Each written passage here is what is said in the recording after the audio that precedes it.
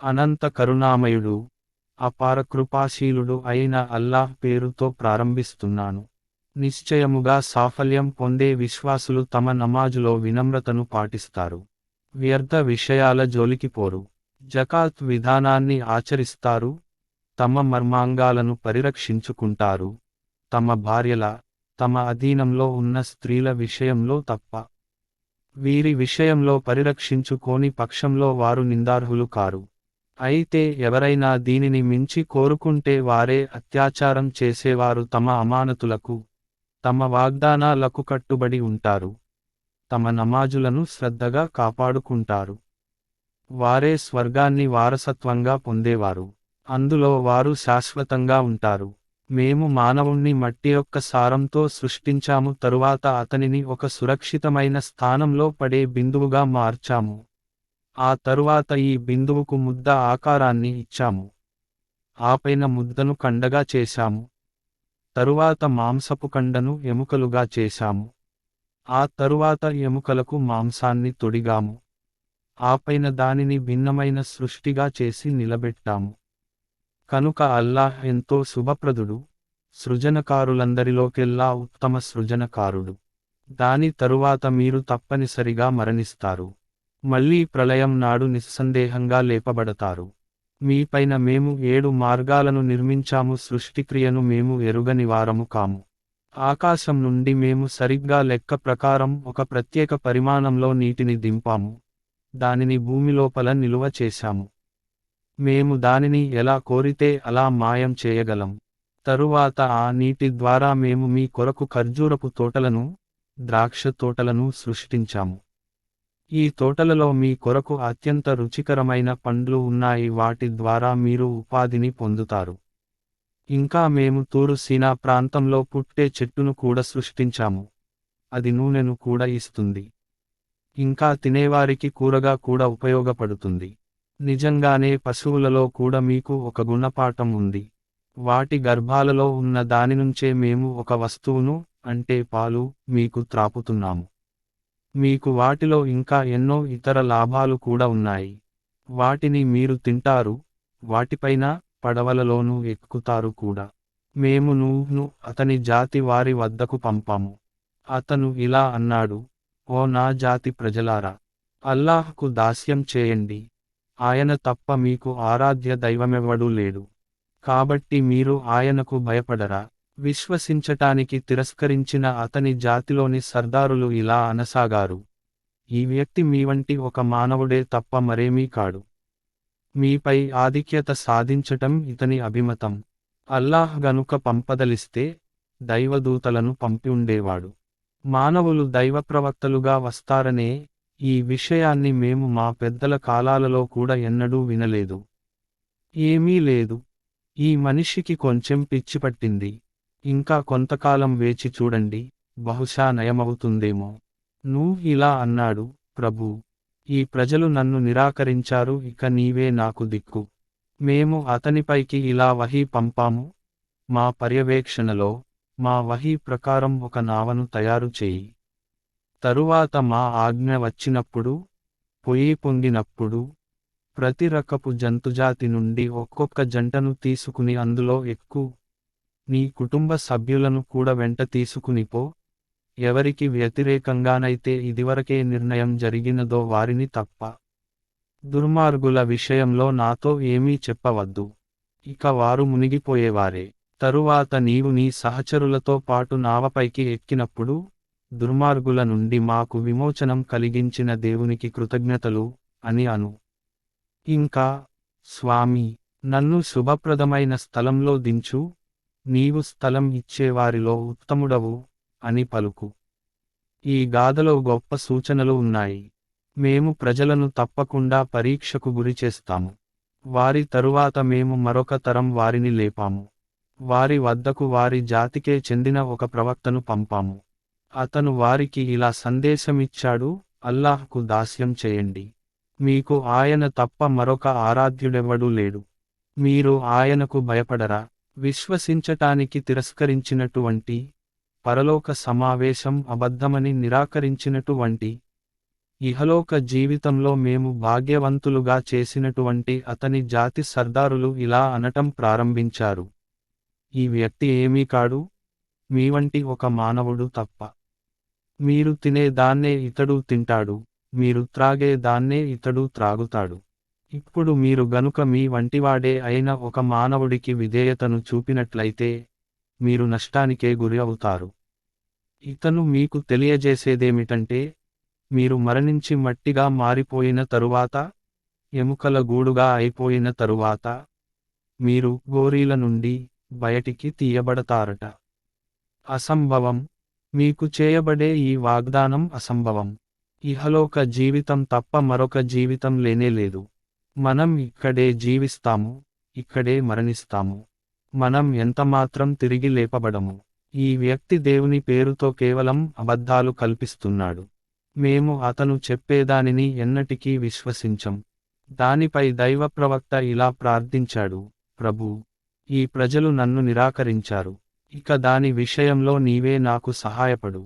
దానికి బదులుగా ఇలా సెలవీయబడిరది, ఆ సమయం దగ్గరలోనే ఉంది. అప్పుడు వారు తాము చేసిన దానికి పశ్చాత్తాపపడతారు. చివరకు సరిగ్గా సత్యం ప్రకారమే ఒక పెద్ద కల్లోలం వారిని చుట్టుముట్టింది. దుష్టులారా దూరంగా పొండి అని మేము వారిని కసువులాగా ఊడ్చి పారవేశాము. మేము వారి తరువాత ఇతర జాతులను లేపాము. ఏ జాతి అయినా తన గడువుకు ముందు నశింపనూ లేదు, తన గడువుకు తరువాత జీవింపనూ లేదు. తరువాత మేము మా ప్రవక్తలను ఒకరి తరువాత ఒకరిని పంపాము. ఏ జాతి వద్దకైనా దాని ప్రవక్త వచ్చినప్పుడల్లా అది అతనిని నిరాకరిస్తూనే వచ్చింది. మేము ఒక జాతి తరువాత మరొక జాతిని నాశనం చేస్తూనే పోయాము, చివరకు వాటిని గాథలుగానే చేసి వదిలాము. విశ్వసించని వారిపై శాపం విరుచుకుపడుగాక. తరువాత మేము మూసాను, అతని సోదరుడు హారూన్ను మా సూచనలతో, స్పష్టమైన ఆధికారిక ప్రమాణంతోనూ ఫిరౌను వద్దకు అతని అధికారుల వద్దకు పంపాము. కాని వారు అహంభావం కనబరచారు, మరీ పొగరుబోతులై. మేము మా వంటివారే అయిన 2 మనుషులను విశ్వసించాలా? ఆ మనుషులైన మా వద్ద బందీగా ఉన్న జాతికి చెందినవారు అని వారు ఆ 2ని తిరస్కరించారు. నాశనమయ్యే వారిలో చేరిపోయారు. ప్రజలు మార్గదర్శకత్వాన్ని పొందటానికి మేము మూసాకు గ్రంథాన్ని ప్రసాదించాము. మరియం కుమారుణ్ణి, అతని తల్లిని మేము ఒక సూచనగా చేశాము. వారిని ఒక పీఠభూమిపై ఉంచాము, అది మిక్కిలి ప్రశాంతమైన స్థలం, అందులో సెలయేళ్లు ప్రవహించేవి. ఓ ప్రవక్తలారా, స్వచ్ఛమైన వస్తువులను తినండి, మంచి పనులు చేయండి. మీరు ఏది చేసినా అది నాకు తెలియకపోదు. మీ ఈ సంఘం ఒకే సంఘం, నేను మీ ప్రభువును, కనుక మీరు నాకు మాత్రమే భయపడండి. కాని తరువాత ప్రజలు తమ ధర్మాన్ని వారిలో వారే ముక్కలు ముక్కలుగా చేసుకున్నారు. ప్రతివర్గం తన వద్ద ఉన్న దానితోనే ఆనందపరవశమై ఉన్నది మంచిది, వారిని విడిచిపెట్టండి. ఒక ప్రత్యేక కాలం వరకు తమ అజాగ్రత్తలోనే మునిగి ఉండనివ్వండి. మేము వారికి సంపదలు సంతానము ప్రసాదించి సహాయపడుతూ ఉన్నాము అంటే, వారికి మేళ్లు చేయటంలో మేము తొందరపడుతున్నామని వారు అనుకుంటున్నారా? లేదు, అసలు విషయమేమిటో వారికి తెలియదు.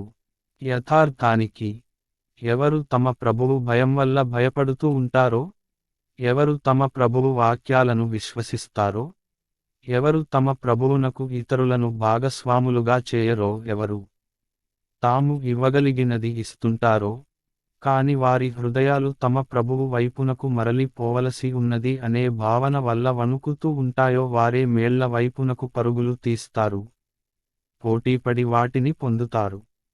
మేము ఏ వ్యక్తిని అతని శక్తికి మించిన కష్టానికి గురిచేయము. మా వద్ద ఒక గ్రంథం ఉన్నది, అది ప్రతి వ్యక్తిని గురించి ఉన్నది ఉన్నట్లుగా తెలుపుతుంది. ప్రజలకు ఎట్టి పరిస్థితుల్లోనూ అన్యాయం చేయటం జరగదు. కాని వారికి ఈ విషయానికి గురించి తెలియదు. వారి కర్మలు కూడా పైన ప్రస్తావించబడిన పద్ధతికి భిన్నంగా ఉన్నాయి. వారు తమ ఈ చేష్టలను చేస్తూనే పోతారు. చివరకు మేము వారిలోని భోగలాలసులను శిక్షించే నిమిత్తం పట్టుకున్నప్పుడు, వారు పెడబొబ్బలు పెట్టటం ప్రారంభిస్తారు. ఇక కట్టిపెట్టండి మీ ఫిర్యాదులను, మీ రోదనలను, మా తరఫు నుండి ఇక ఏ సహాయము మీకు లభించటం జరగదు. నా వాక్యాలు వినిపించబడేటప్పుడు మీరు దైవ ప్రవక్త కంఠం విన్నంతనే వెనక్కి తిరిగి పరుగెత్తేవారు. మీ అహంకారం వల్ల అతనిని అసలు లక్ష్యపెట్టేవారే కాదు. మీ చావిళ్లలో అతనిని ఎద్దేవా చేసేవారు. అతనిని గురించి వ్యర్థ ప్రలాపాలు పలికేవారు. వారు ఎన్నడూ ఈ దైవ వాక్కును గురించి ఆలోచించనేలేదా? లేక వారి పూర్వుల వద్దకు ఎన్నడూ రాని విషయాన్ని దేన్నైనా అతను తీసుకువచ్చాడా? లేక వారు తమ ప్రవక్తను ఇదివరకెన్నడూ ఎరుగరు కాబట్టి కొత్త మనిషైన కారణంగా అతనంటే బెదురుతున్నారా? లేక అతను పిచ్చి వాడని వారి అభిప్రాయమా? కాదు. పైగా అతను సత్యాన్ని తీసుకువచ్చాడు. అసలు వారిలో చాలామందికి సత్యమంటేనే గిట్టదు. సత్యమే గనక వారి కోరికలను అనుసరించి ఉంటే భూమ్యాకాశాలు వాటిలోని జీవరాశి వ్యవస్థ చిన్నాభిన్నమై ఉండేవి కాదు. అయితే మేమే వారి సొంత ప్రస్తావనను వారి ముందు తీసుకువచ్చాము. కాని వారు తమ ప్రస్తావన నుండి ముఖం తిప్పుకుంటున్నారు. నీవు వారిని ప్రతిఫలమేదైనా అడుగుతున్నావా? నీకు నీ ప్రభువు ఇచ్చినదే శ్రేష్టమైనది. ఆయన శ్రేష్ఠుడైన ఉపాధి ప్రదాత. నీవు వారిని రుజుమార్గం వైపునకు పిలుస్తున్నావు. కాని పరలోకాన్ని నమ్మనటువంటి వారు రుజుమార్గం నుండి వైదొలగి నడువగోరుచున్నారు. ఒకవేళ మేము వారిపై దయచూపితే, వారు ఈనాడు గురి అయిన ఆపదను తొలగిస్తే, అప్పుడు వారు తమ తలబిరుసుతనంతో పూర్తిగా అందులైపోతారు. అసలు వారి పరిస్థితి ఎలా ఉందంటే మేము వారిని ఆపదకు గురిచేశాము. అయినా వారు తమ ప్రభువు ముందు వంగలేదు, అణకువను అవలంబించలేదు. కాని చివరకు మేము వారికై కఠిన శిక్షా ద్వారాన్ని తెరిచేటంతటి పరిస్థితి ఏర్పడినప్పుడు, వారు ప్రతిశుభం పట్ల హతాశులు కావటాన్ని నీవు అకస్మాత్తుగా చూస్తావు. మీకు వినేశక్తిని చూసే శక్తిని ఇచ్చినవాడు, ఆలోచించటానికి హృదయం ఇచ్చినవాడు అల్లాహే. కాని మీరు కృతజ్ఞత చూపటం అనేది చాలా అరుదు. మిమ్మల్ని ధరణిపై వ్యాపింపజేసినవాడు ఆయనే, ఆయన వైపునకే మీరు సమీకరింపబడతారు. ఆయనే జీవితాన్ని ప్రసాదిస్తాడు మరియు ఆయనే మరణాన్ని కలిగిస్తాడు. రేయింబవళ్ల పరిభ్రమణం ఆయన అధీనంలోనే ఉన్నది. ఈ విషయానికి మీకు అర్థం కావటం లేదా? కాని వారు తమ పూర్వీకులు అన్నదానినే అంటున్నారు. వారు ఇలా అంటారు, మేము చచ్చి మట్టిగా మారినప్పుడు, అస్థిపంజరంగా అయిపోయినప్పుడు మమ్మల్ని మళ్ళీ బ్రతికించి లేపటం అనేది జరుగుతుందా? మేము కూడా ఇటువంటి వాగ్దానాలు ఎన్నో విని ఉన్నాము. మాకు పూర్వం మా తాతముత్తాతలు కూడా వింటూనే వచ్చారు. ఇవి కేవలం పాతకాలపు కట్టుకథలే. వారిని ఇలా అడుగు, మీకు తెలిస్తే చెప్పండి. ఈ భూమి, దానిలోని ప్రాణులన్నీ ఎవరివో? వారు తప్పకుండా అల్లాహ్కు చెందుతాయి అని అంటారు. అలాంటప్పుడు మీరు ఈ విషయాన్ని ఎందుకు అర్థం చేసుకోరు అని అను. వారిని ఇంకా ఇలా అడుగు, సప్తాకాశాలకు, మహోన్నతమైన పీఠానికి ప్రభువు ఎవరు? వారు తప్పకుండా అల్లాహ్ అని అంటారు. అలాంటప్పుడు మీరు ఎందుకు ఆయనకు భయపడరు అని అను. వారితో ఇంకా ఇలా అను, మీరు గనక ఎరిగి ఉంటే చెప్పండి, ప్రతిదానిపై ఆధిపత్యం ఎవరికున్నదో, ఇంకా శరణు ఇచ్చేవాడెవడో చెప్పండి. ఆయనకు ప్రతిగా శరణు ఇవ్వగల వాడెవ్వడూ లేడు. వారు తప్పకుండా ఈ శక్తిగలవాడు అల్లాహే అని అంటారు. అలాంటప్పుడు మీరు ఎలా మోసపోతున్నారు అని అను. సత్య విషయాన్ని మేము వారి ముందుకు తీసుకువచ్చాము. వారు అబద్ధం చెప్పేవారు అనటంలో ఏమాత్రం సందేహం లేదు. అల్లాహ్ ఎవరినీ తన సంతానంగా చేసుకోలేదు మరియు మరొక దేవుడెవ్వడు ఆయనతో పాటు లేడు. ఒకవేళ అలా అయితే ప్రతి దేవుడు తన సృష్టిని తీసుకుని వేరుపడిపోయేవాడు. తరువాత వారు ఒకరిపై ఒకరు దండయాత్రలు చేసి ఉండేవారు. వారు కల్పించే విషయాలు ఏమాత్రం వర్తించని పరిశుద్ధుడు అల్లాహ్. గోప్యంగా ఉన్నదానిని, బహిరంగంగా ఉన్నదానిని ఎరిగినవాడు. దైవత్వంలో వారు ప్రతిపాదించే భాగస్వామ్యానికి ఆయన అతీతుడు. ఓ ప్రవక్త, ఇలా ప్రార్థించు, ప్రభూ, ఏ శిక్షను గురించి వారిని బెదిరించటం జరుగుతోందో, దానిని నేను ఉన్నప్పుడే నీవు అమలుపరచినట్లయితే, నా ప్రభూ, నన్ను ఈ దుర్మార్గులలో చేర్చకు. యథార్థమేమిటంటే, మేము దేనిని గురించి వారిని బెదిరిస్తున్నామో దానిని నీ కళ్ళ ముందే అమలు చేయగల సకల శక్తిని మేము కలిగి ఉన్నాము. ఓ ప్రవక్త, చెడును ఉత్తమమైన పద్ధతి ద్వారా నివారించు. ఏ విషయాలను వారు నిన్ను గురించి కల్పిస్తున్నారో అవి మాకు బాగా తెలుసు. ఇలా ప్రార్థించు, ప్రభూ, శైతానుల ప్రేరణల నుండి నేను నిన్ను శరణు వేడుకుంటున్నాను. నా ప్రభూ, అవి నా వద్దకు అసలు రాకుండేటట్లు నిన్ను శరణు వేడుకుంటున్నాను. వారు తమ చేష్టలను మానుకోరు. చివరకు వారిలో ఎవడికైనా మరణం వస్తే వాడు ఇలా అనటం ప్రారంభిస్తాడు: ఓ నా ప్రభూ, నేను వదిలిపెట్టి వచ్చిన లోకానికే నన్ను తిరిగి పంపేయి, ఇక నేను మంచి పనులు చేస్తానని ఆశిస్తున్నాను. ఇది ఎంతమాత్రమూ జరిగేది కాదు. అతడు పలికేది కేవలం ఒక మాట మాత్రమే. ఇప్పుడు ఈ మరణించేవారి అందరి వెనుక ఒక గోడ అడ్డంగా ఉన్నది. అది మరొక జీవితం వచ్చే రోజు వరకు ఉంటుంది. తరువాత శంఖం ఊదబడినంతనే వారి మధ్య ఏ బంధుత్వము ఉండదు. వారు ఒకరినొకరు పరామర్శించుకోరు. అప్పుడు ఎవరి త్రాసు పళ్ళెములు బరువుగా ఉంటాయో వారే సాఫల్యం పొందుతారు. ఎవరి త్రాసు పళ్ళెములు తేలికగా ఉంటాయో వారే తమను తాము నష్టానికి గురిచేసుకునేవారు. వారు నరకంలో శాశ్వతంగా ఉంటారు. అగ్ని వారి ముఖాల చర్మాన్ని తినివేస్తుంది. వారి దవడలు బయటపడతాయి. నా వాక్యాలు మీకు వినిపించబడేటప్పుడు వాటిని నిరాకరించిన వారు మీరే కదా. వారు ఇలా అంటారు: ఓ మా ప్రభూ, మా దౌర్భాగ్యం మమ్మల్ని కప్పేసింది. నిజంగానే మేము మార్గం తప్పిన వారము. ఓ స్వామీ, ఇక మమ్మల్ని ఇక్కడ్నుంచి బయటకు తీయి. తరువాత మేము అటువంటి పాపాలు చేస్తే దుర్మార్గులమవుతాము. అల్లాహ్ దానికి ఇలా సమాధానం పలుకుతాడు: నా ముందునుంచి వెళ్ళిపోండి, ఇందులోనే పడి ఉండండి, నాతో మాట్లాడకండి.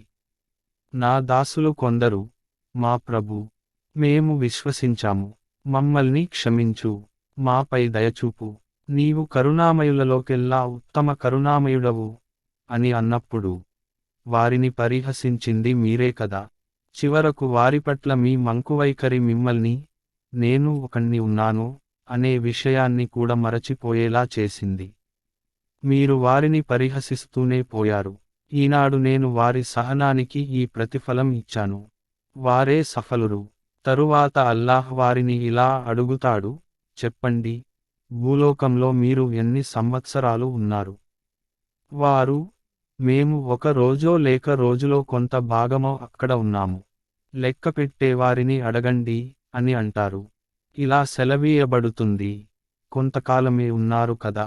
అయ్యో, మీరు ఈ విషయాన్ని అప్పుడు తెలుసుకుని ఉంటే ఎంత బాగుండేది. మేము మిమ్మల్ని వృధాగానే పుట్టించామని, మా వైపునకు మీరు ఎన్నడూ మరలిరావటమనేది జరగదని భావించారా?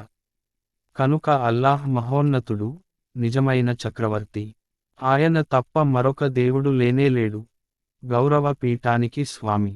ఎవడైనా అల్లాహ్తో పాటు మరొక ఆరాధ్యుణ్ణి వేడుకుంటే దానికి అతని వద్ద ఏ ప్రమాణమూ లేదు. అతని లెక్క అతని ప్రభువు వద్ద ఉన్నది. అటువంటి అవిశ్వాసులు ఎన్నటికీ సాఫల్యం పొందలేరు. ఓ ప్రవక్త, ఇలా అను: నా ప్రభూ, మన్నించు, కరుణించు, కరుణామయులందరిలోకెల్లా నీవు ఉత్తమ కరుణామయుడవు.